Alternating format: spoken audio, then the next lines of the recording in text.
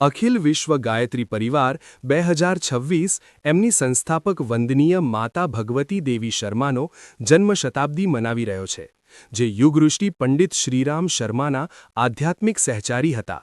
આ ઉત્સવ જન્મ શતાબ્દી 2026ના નામે ઉજવાઈ રહ્યો છે.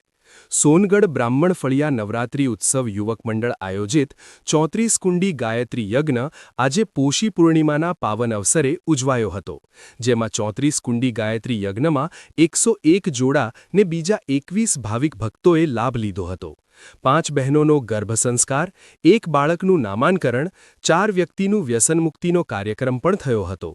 યુવક મંડળે વર્તમાન સમયમાં લોકોમાં આત્મવિશ્વાસ ને શ્રદ્ધા વિશ્વાસમાં વધારો થાય ને લોકોમાં રાષ્ટ્ર ને ધર્મ માટે કાર્ય માટે ભાવના દ્રઢ થાય એ વિચાર સાથે કાર્યક્રમનું આયોજન થયું હતું, જેમાં યુવક મંડળના સભ્યો વિશાલભાઈ દવે, ગોવિંદાભાઈ દવે, શ્યામભાઈ ગામિત, જયુભાઈ શિંદે એ કાર્યક્રમને સફળ કરવા ખૂબ જ જહેમત ઉઠાવી હતી.